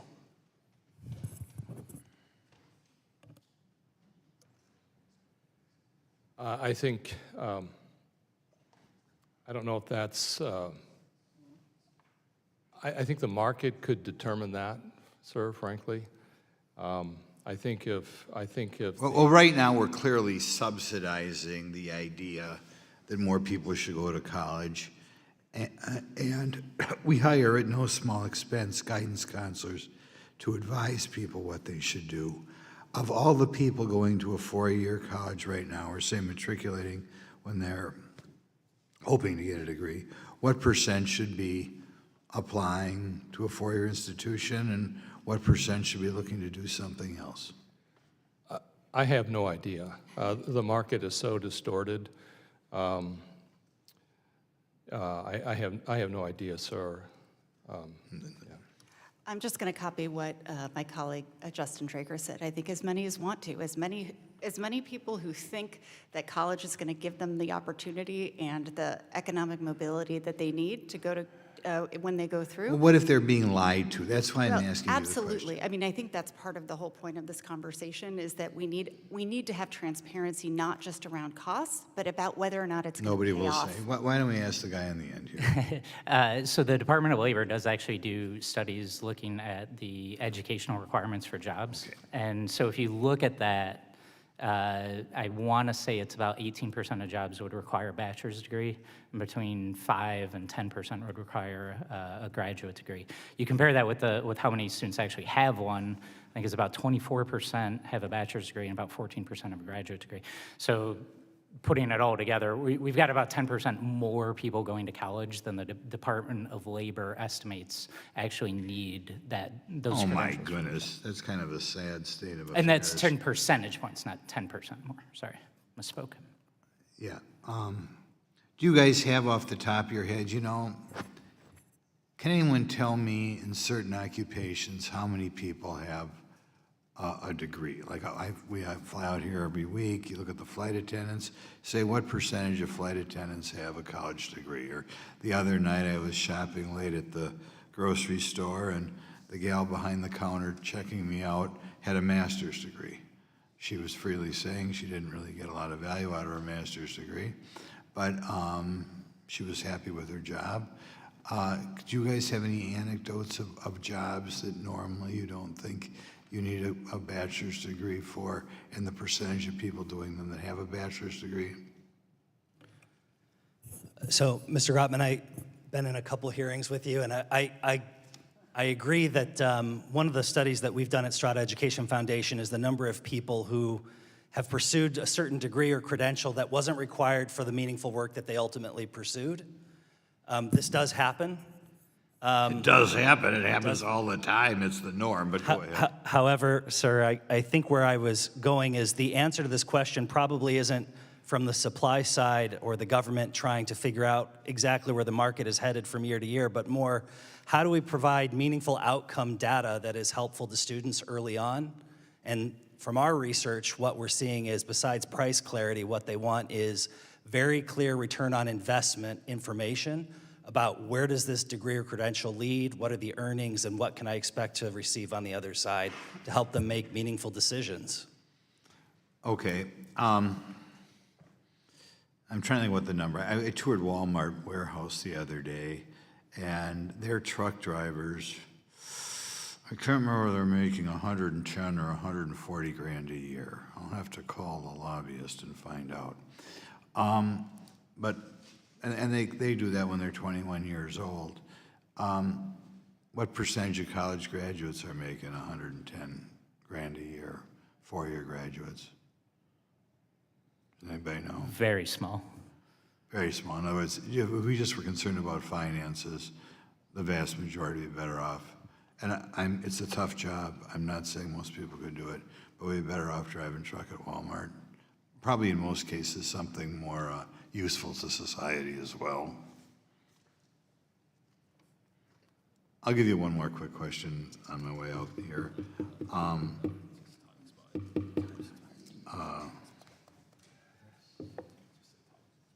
Well, okay, we'll leave that be. Time is expired. Thank you so much. I'd like to recognize my colleague from California, Mr. DeSaulnier. Thank you, Mr. Chairman. Thank you for having this hearing. It's really important, and thank you for all the witnesses. Yesterday, there was a national story in the New York Times, and I think the title was Long-Term Unemployed, biggest cohort now is college graduates. And it just reminded me of, it wasn't that long ago, as a member from California, when I was in the legislature, everybody was talking about the knowledge-based economy, and everybody needed to not only have a bachelor's degree, but a graduate degree. And I remember having a conversation when I was the chair of the Labor Committee in the State Senate with the chair of the Higher Education Committee, and we were looking at how what used to be in the 50s and 60s in California, one of the great career tech infrastructure programs with the community colleges and with the Department of Corrections, but it had been neglected for years, and we focused on more to higher education. So this conversation, I think, is really important.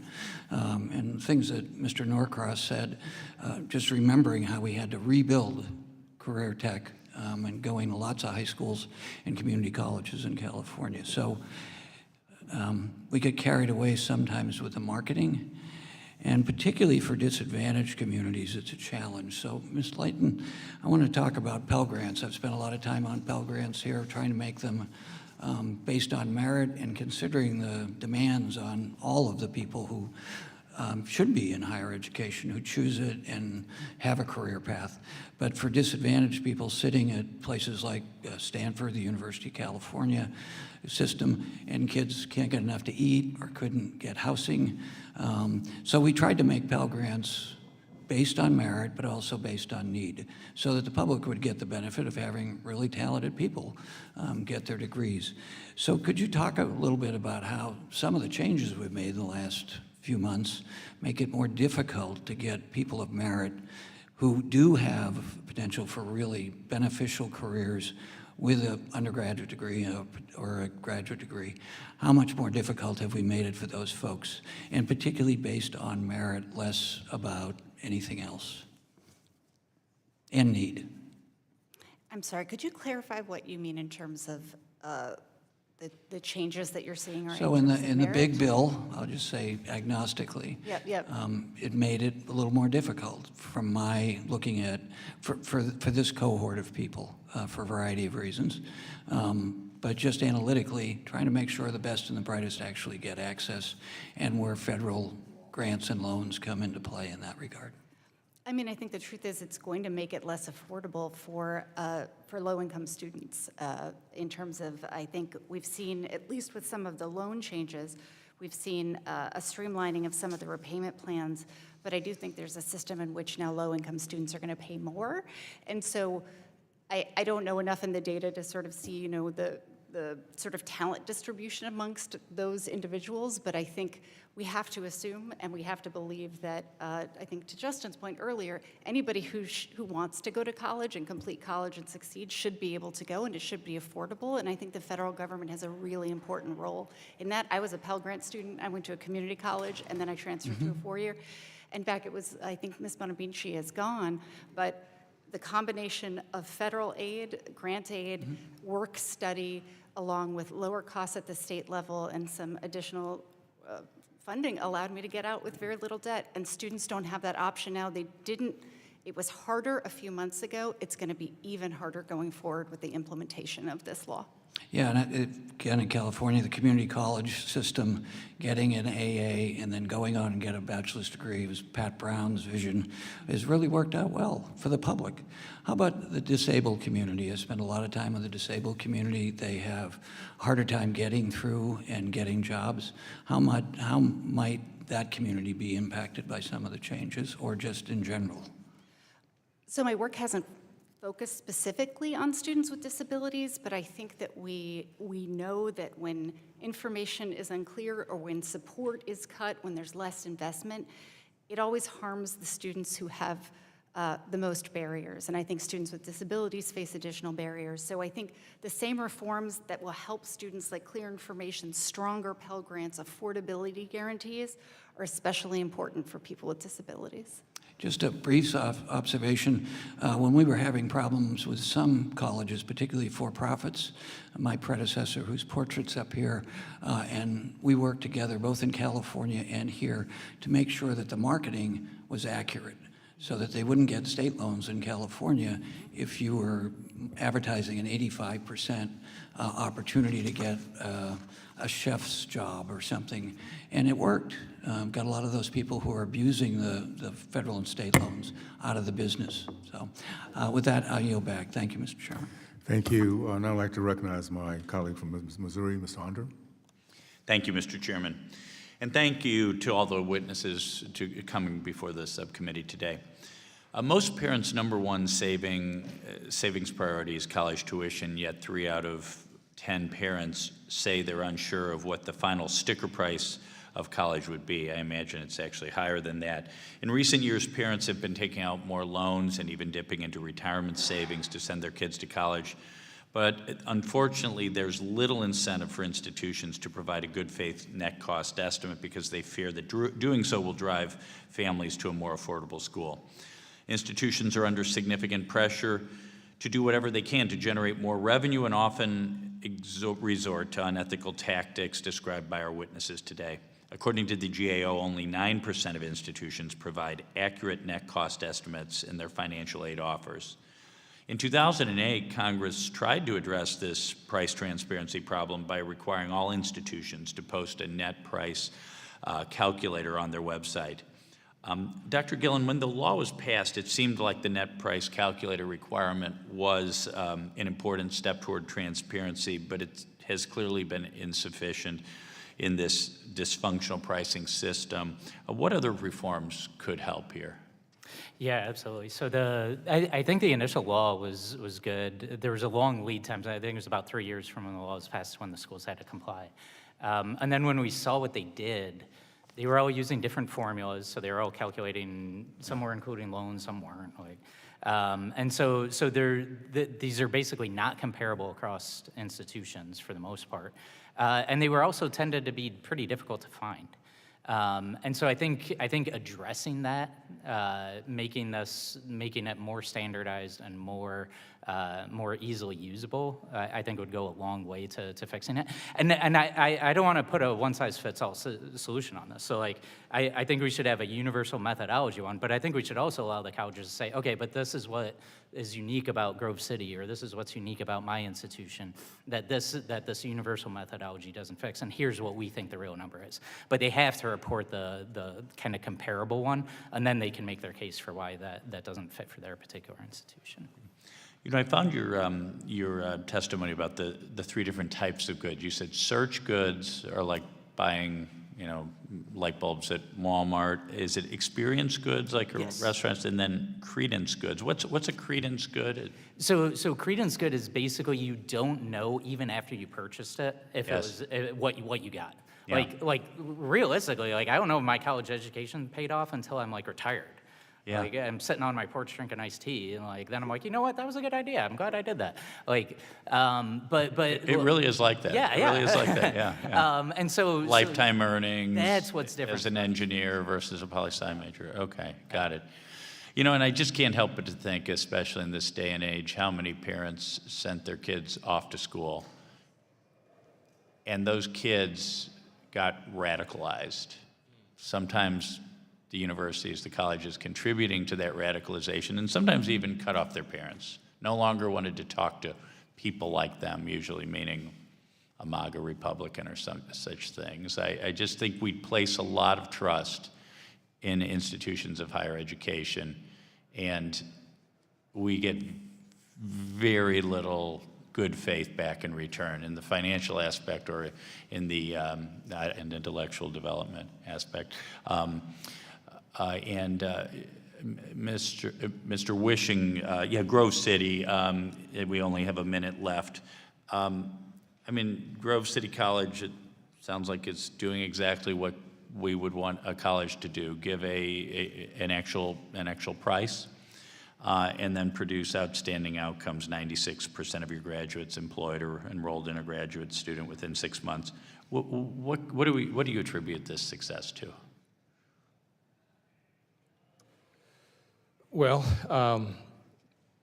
number one, we're upfront about our price. I think people understand the value when they come in.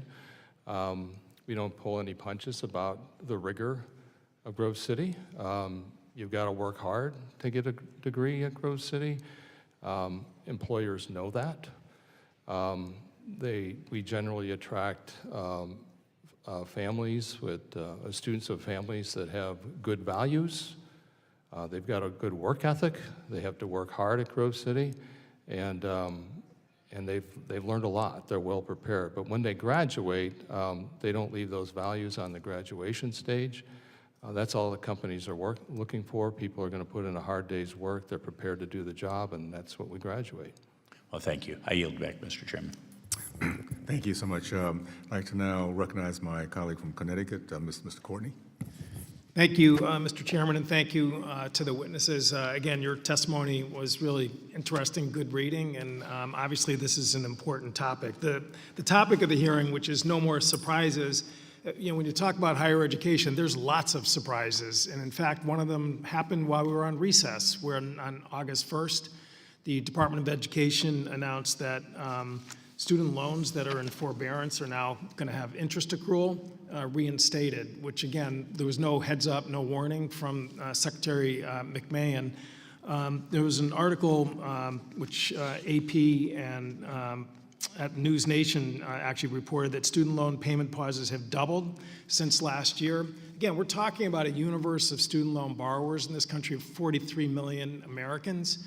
That number in terms of people who are now in deferment jumped from about 2.5 million last year to over 10 million as we sit here in this hearing room. So that's a big surprise, and it's having a ripple effect on our economy. I mean, there's just no question that, adding debt and having the interest recapitalizing and accruing, which, say what you will about the last administration, they actually at least stopped that sort of cancer that happens to people's student loan balances because of the way the system, again, had just sort of been neglected for so long in terms of policymakers that really need to get into this problem.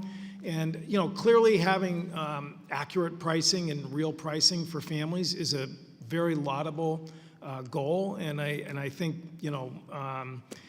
there's way too many students who are starting off in college with really not good awareness in terms of employability, et cetera. But again, they're also starting off this year with interest rates on their Stafford loans of 6.5%.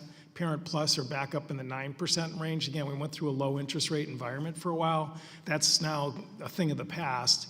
And honestly, this subcommittee should be looking at this problem, which the Department of Education just worsened with their latest announcement in terms of, the impact on, maybe there's people who want to defend that policy, but there's no question that, the out-of-pocket costs that people are going to experience, because now interest is going to accrue again on the tens of millions of student loans that are out there that are, again, now just cascading back into deferral because of the I think, botched job of the One Big Beautiful Bill. I mean, it's nice to say we're going to cap the amount of loans people can borrow, but if you're a medical student, having a cap on Stafford loans in terms of trying to get a specialty degree is no solution. It's just going to shove you into the private market where if you don't have any collateral to put down on a loan application, you're going to be in stratospheric interest levels. So in any case, another issue that's happening over at the Department of Education is that the National Center for Education Sciences, which again is the arm of the Department of Education that actually has the eyes on higher education, the staff has been gutted. Ms. Leighton, maybe you can just sort of talk about the fact that, if we're really serious about trying to get to the bottom of transparency, we need to have headlights out there to see where we're going. Yeah, I agree with you. I think we absolutely do. And, I think I don't know if it's an ideal world or not, but we don't live in a world in which you can do these things without people. And you need people who have real deep expertise, not just contractors or people who you can sub in and people who are doing 5 jobs. They'll say, I used to work at the Department of Education, and the career staff there work incredibly hard. They have incredibly deep expertise and knowledge, and they were understaffed before the RIF started happening. And they were understaffed and doing, I think, too much before all of the new requirements for HR 1. And if we are talking about trying to understand the impacts of some of the changes that you're talking about in terms of the bill, are students going to be pushed into the private market? We need to know that. We need to have the data to be able to understand that. Maybe they won't. Maybe it will lower the cost of college. Maybe it will be beautiful, but maybe it won't. And we need to find out. And in order to do that, you need data, and you don't just need random people who are doing the data. You need the deep expertise that we have have had in the National Center for Education Statistics, the Chief Data Officer, and all of those. All of those offices are just shells at this point. Great. Thank you. I yield back. Thank you. And I would like to recognize my colleagues from Guam, Mr. Mullen. Thank you, Mr. Chairman and Ranking Member. Thank you, panel, for being here today. Price transparency is perhaps one of the most meaningful ways we can protect American students. Surprise costs, understated related expenses, and hidden fees endanger students' financial stability and the likelihood if they decide to graduate. So price transparency is also incredibly important for students from the islands, like Guam, where it costs prohibitive if I wanted to visit a campus and cities ahead of time, and decisions to go to school can be made without seeing the schools first. I couldn't do that. And students in remote areas, like my district, Guam, rely on clear, transparent pricing to make informed decisions about their future. I went to Hawaii for school for a couple of years just because my high school buddies were over there. I thought I could afford it. My parents gave me a couple $100. That's what I had to rely on. When I got to Hawaii, I couldn't make it. But I found a lot of pennies on the ground. And I also did well with green stamps at the grocery stores when I'm buying canned food. But then I joined the Army, and the rest is history after that. And I'm still glad I graduated. Yeah, eventually got a 4-year degree. It's credence goods, is that's how you say it, Doc? Okay.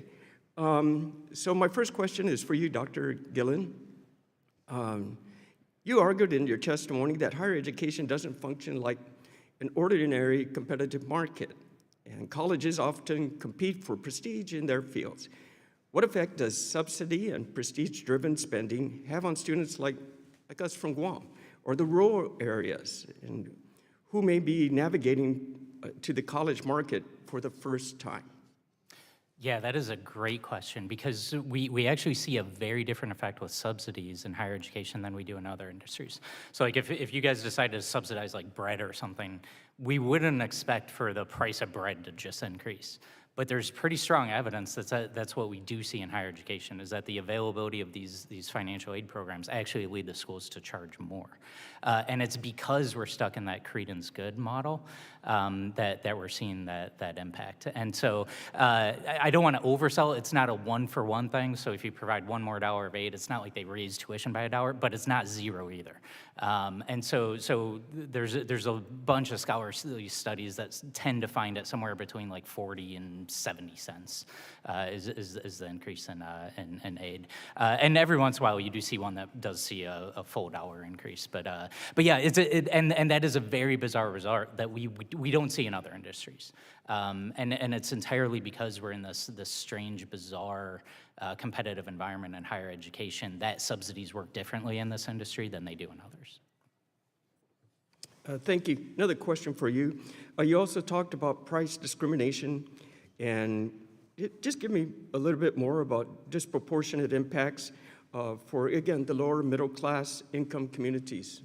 Yeah, absolutely. So one of the great and bad things about higher education institutions is that they think they're doing really good work. And if they're a Christian college, they think they're doing the Lord's work.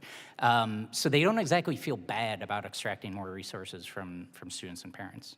And so as long as they can convince themselves that what they're going to do with that money is worthwhile and good and beneficial, it reduces their hesitation to do so. And then when you look at some of the practices that have occurred, so one of the things that students do when they go to college, they fill out the FAFSA government form. The government actually shares those results with the colleges.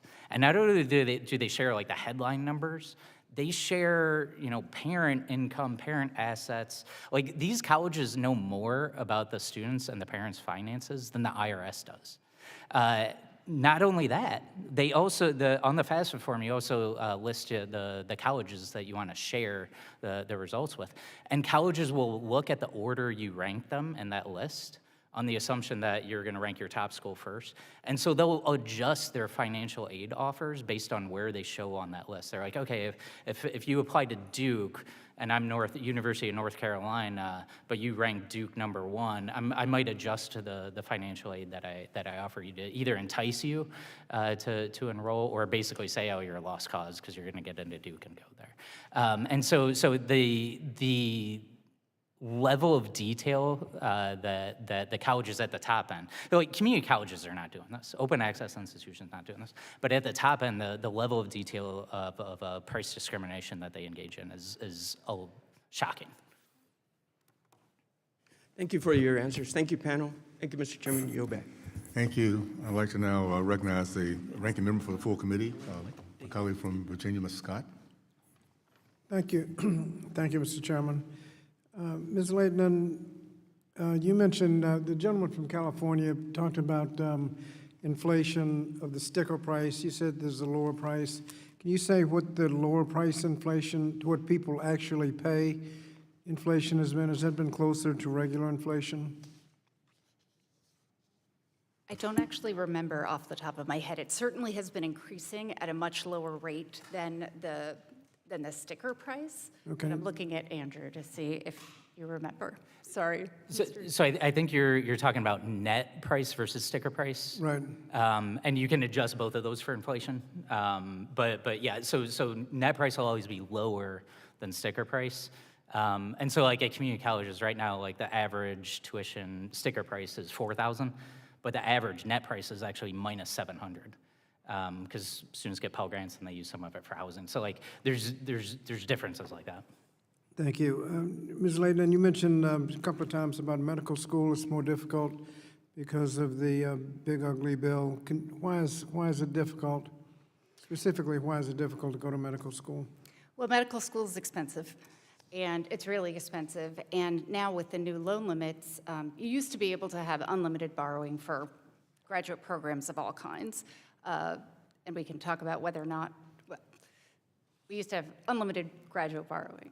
And that includes medical schools. And now under the new law, you have this limit for professional schools, which includes medical schools. And in many cases, it's not going to cover the cost of medical school. And so unless you can cover the costs, you can't go. Correct. And so you're either you need to have family money that's going to pay for it, or you're going to need to go to the private market. And that's going to really, I think, change who can become doctors in this country, which is probably, at least from my perspective, not an ideal policy outcome. Thank you. And those that have taken out those massive loans, actually, because they became physicians, can actually pay them back. Is that right? Absolutely, and I think that's a really important distinction with the medical, in the medical fields. They will earn enough to pay it back, so they should be able to borrow enough to be able to go and earn those dollars and provide that service to the community. Thank you. Mr. Wishing, you mentioned several of the schemes, students subsidizing other students, for example. How do any of the pending transparency legislative proposals deal with any of those schemes? I'm not familiar with those proposals, sir. My recommendation, I appreciate let me say this. The one proposal that I'm aware of is like the price guarantee for 4 years. I do think the marketplace would respond well to that. Well, marketplace would respond well. How do colleges know what the costs are going to be 3 years from now? I mean, you got. Well, that's a good point. Some years, yeah, sir, that's a good inflation. point. Inflation is particularly difficult, and I think you'd have to have an asterisk with that, So depending on. you would have that safety valve in case you had 8% inflation like we had during COVID. You wouldn't stick them with a previous suggestion that the price wouldn't go up. Frankly, I think it could get schools in a bind if you saw a sudden spike Okay. in inflation, sir. My recommendation would be to consider that. I think it would be helpful for families. I do think there's a pretty easy solution here. In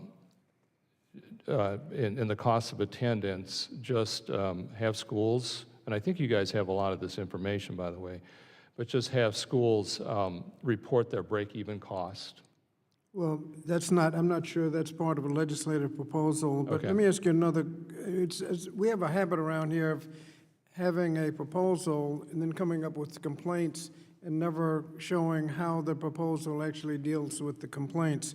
But if a college decided to admit students on a merit, need-blind basis and guaranteed that everybody who got admitted would be able to afford to go because that'd make it affordable.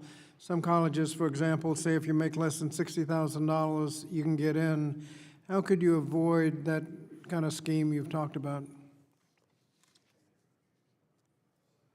I'm not sure if I understand the question, sir. Well, if a college is admitting people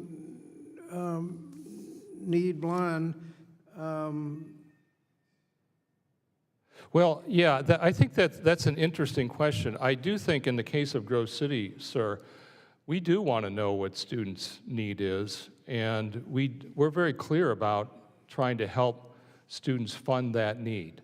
well, Mr. Drayden, did you want to? We can help students if we know what their need is, but we don't want to bamboozle some students to help others. Mr. Drayden, did you want to comment very quickly? Yeah, very quickly, Mr. Scott. I think you're hitting on a very important point, which is Schools are looking for ways that they can, under some safety net or umbrella, collaborate together to be much more transparent, meet student need, but they are very afraid of talking to one another for fear of violating antitrust or being accused of violating some antitrust provisions. And we have to find some ground to allow them to not control prices, but find some ways to meet full need or affordability guarantees and still collaborate on best practices to do that. Thank you, Mr. Chairman. Thank you. I'd like to recognize Mr. Griffin for a statement. I'm sorry, I misled the committee before. I now talked to someone, I misled him as to what a beginning Walmart truck driver is making. It's about 135 grand a year. I didn't want to overstate it before, so now I've confirmed it. So, you know, if you are advising anybody and they're up in the air whether to go to college, make sure they only take the best. Now, other companies don't pay that much, but it's 135 grand a year, and that's before the 6%, 401k match and all the wonderful bonuses you might get. But just so you know, kind of surprising, huh? Thank And that's you. just in little old Wisconsin. Who knows what they make in New York? Thank you, Mr. Griffin. Appreciate that. Okay, we're going to now look at closing, during our closing remarks. I'd like to recognize Ms. Adams for her closing remarks. Thank you, Mr. Chairman, and thank you once again to our witnesses for speaking with us today. Since President Trump took office and congressional Republicans lined up to do his bidding, college has gotten less accessible and more expensive. As the cost of college continues to rise, students and families need adequate transparency and meaningful support from institutions of higher education. Paying for college shouldn't require families to jump through hoops and navigate opaque, confusing systems without help. And that's why resources like the Office of Federal Student Aid are critical to student success. Yet the Trump administration has ripped away those resources, slashed grants for students, and overall made college more expensive with provisions in the big ugly law. It's true that colleges and universities must work towards greater price transparency for students and families. But let me be clear. If we truly want to deliver on our promises to students, then we must take a comprehensive look. Not only transparency, but the broader issues facing higher education today, including high tuition costs, crushing loan debt, and campus safety. I mentioned in my earlier comments about the gaps that students face and that families face, but we've got to figure out a way how families fill those gaps with aid and scholarship that they don't have to pay back. And I can tell you that it's a problem for one size doesn't fit all. And I know that closing these gaps for first-generation college students, as I was, those are very challenging, especially students who attend our HBCUs. And so while I appreciate the discussion today in this hearing, it's time that we face reality. College affordability will not be magically solved by bullying institutions into providing transparency while leaving institutions on their own with no help from the department due to recent rifts. But we must fight back against the Trump administration's unfettered attacks on higher education, and we've got to work with institutions to prioritize affordability and success for all students, not just the wealthy and well-connected. And thank you, Mr. Chairman. Thank you to our witnesses today. I yield back. Thank you. This has been a very enlightening hearing, and I want to thank everyone that's sitting here. I think about growing up, the concept of college, what it meant, and I think we've lost our way along the way. It used to be where higher education was a legacy, and I'm part of that legacy, by the way. My grandfather was a third-grade dropout. My dad went to war, to GI Bill, went to Ohio State, got his PhD in agronomy, was 40 years and a college professor, very successful entrepreneur. His legacy is me sitting here, going to the University of Miami, and now here in Congress. That's the way it has always been in the past. Education was supposed to be our gateway. HBUs, during the days of segregation, during the time I grew up, their mission, very simply, was to produce the greatest minds ever to go out and represent their communities, to command respect because That's what the goal was. And at that time, black communities, hate speech youth graduated more, a higher percentage of black men than any other race out there. So from that point to where we are now means we've lost the mission.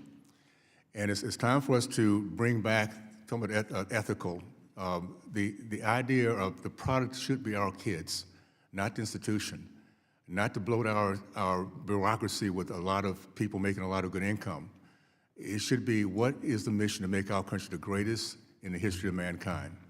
And I'm so thankful we're finally having this conversation, because obviously this has been going on for quite a while, to where it's muscle memory. You just do it and sit in summits and people think of all kind of unethical ways of doing things and see no wrong with it. That's not who we are. So I'm excited about the fact that, first of all, you're here to educate us all. I now know what credence goods are. I will never forget that. To my last day, I'll say, was it really worth it? It is about return on investment. We have to be as innovative in this industry as we are in everything else we do. What is it can we do to tweak the innovation to make sure our kids are coming out smarter, better, more hopeful, not ever thinking it was a waste of time? And what is the right niche? So we're going to start doing that. And I'm so thankful we have a panel here on both sides of the aisle. We realize we need to address this issue.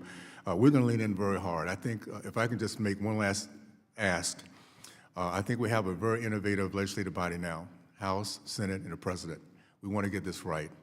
Our big ask is, as innovative legislators, we need to hear from you. We need to know, what does that mean? What does it mean to tweak this so that it's truly the best experience for the kids coming in, for parents thinking that was a great choice for them? So we're going to ask you guys to do that. I would say, be more proactive than you ever have been. Think outside the box more than you ever have been. Know that we're willing to hear this, and we're willing to work with you. We have to be as innovative. And I think we take the special window we have now that we're having these conversations and make that happen. So I want to thank you seriously for this particular hearing. I've learned a lot, things I had never known about, and now I know. And now we now know we have to get moving to get things accomplished. I'd like to thank the witnesses again for taking the time to testify before the subcommittee today. Without objections, there being no further business, the subcommittee stands adjourned. Thank you so much.